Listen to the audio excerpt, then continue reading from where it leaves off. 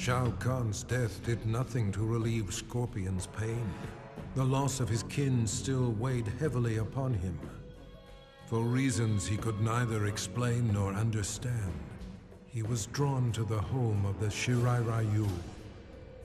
Standing amid the rubble in solemn contemplation, Scorpion was visited by apparitions of his fallen comrades, who revealed the true mastermind behind their brutal deaths. Enraged, he returned to the Netherrealm. As the spirits of his kin immobilized Quan Chi, Scorpion slew him, finally avenging their deaths.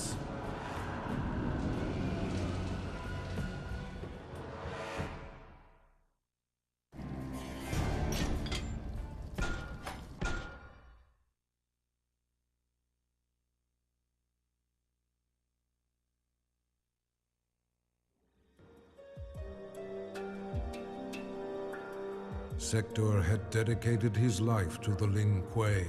His victories had brought honor to his father, the Grand Master. He had proven himself worthy. It was time to replace his father. In a bold attack, Sector smashed through a company of Lin Kuei guards as he pushed toward the Grand Master's chamber. There he found his father waiting. The Grand Master warned him that wearing the Dragon Medallion brought much power, but at a cost. Sector ignored the warning and slew his father, whose soul burst from his body and flew into the medallion. Sector had finally seized control of the Lin Kuei.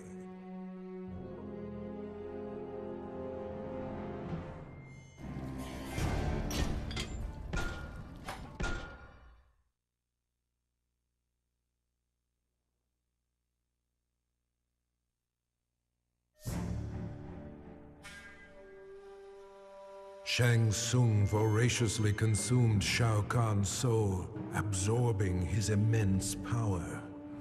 Overwhelmed by his newfound sorcery, he fled to Outworld.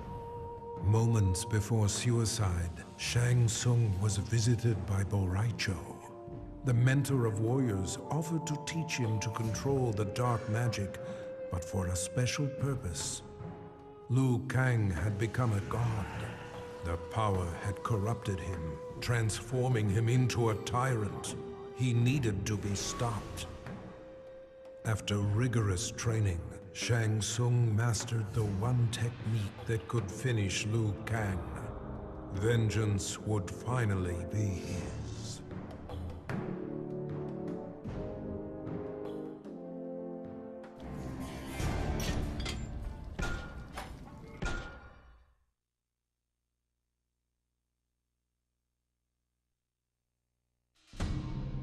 Shiva had recognized the signs.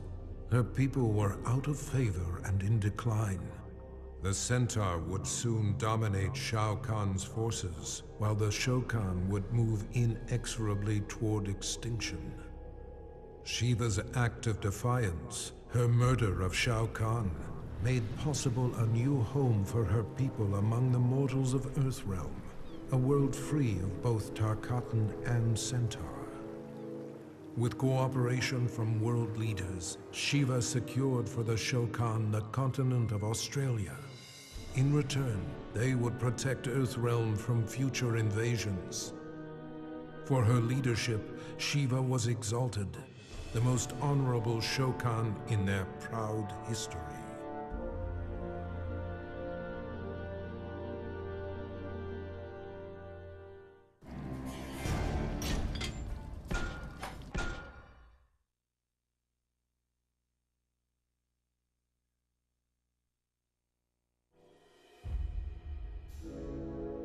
The spell that bewitched Queen Sindel had been broken. She did battle with Shao Kahn and slew him, punishment for the suffering he brought upon her and millions of others throughout the realms. She dissolved the sorcery that bound Edenia with Outworld and began restoring her realm to its former glory. The many races of Outworld were impressed. Not only had Sindel defeated Shao Kahn, but she had shown great leadership in chaotic times. They willingly offered her their allegiance. Under Sindel's governance, the realms of Edenia and Outworld remain merged in spirit.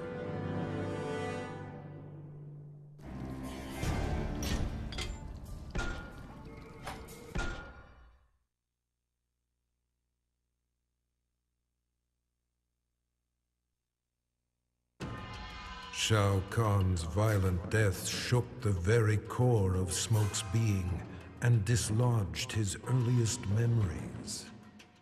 Tomas Rabada was only a boy when he was abducted by an obscure cult and sacrificed to a demon. Burned alive, he returned to the mortal realm as an Enenra, a creature of smoke and vapor. His captors were helpless against his shapeless form as he lashed out with rage, killing them all. His murder avenged, he returned to his human form, remembering nothing of his former life. Now aware of his true identity, Smoke understands he is no mere assassin. His destiny has been revealed.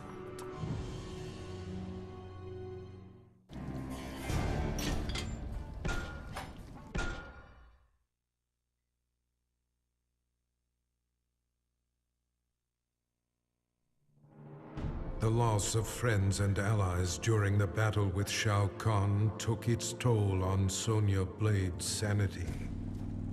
She left the Special Forces and went into seclusion to cope with her grief. But her solitude was brief, as she found herself regularly visited by an apparition who claimed to be her missing father. With her father as a guide, Sonya embarked on a mission to exterminate what remained of Shao Kahn's army.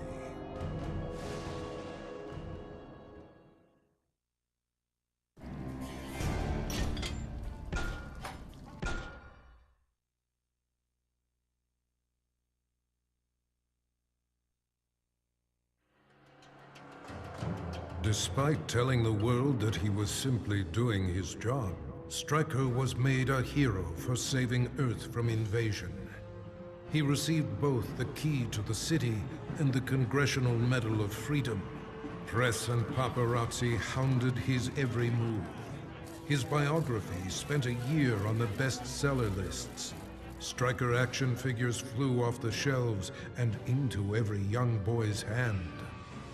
But when approached by Hollywood for the rights to his story, Stryker put his foot down. Never would he allow himself to be portrayed by Johnny Cage.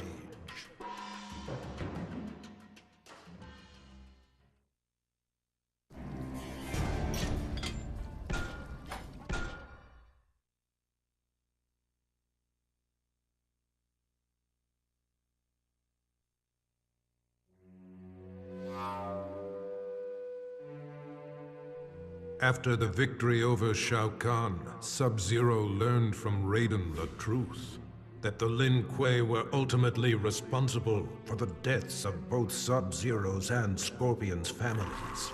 Enraged, Sub-Zero offered Scorpion a chance to share in his quest for vengeance. With the might of fire and ice combined, they were a storm of vengeful fury as they cut down their foes. Once justice had been done, Sub-Zero and Scorpion disappeared into legend, emerging from obscurity only to avenge the innocent. The forces of darkness will never stop this deadly alliance.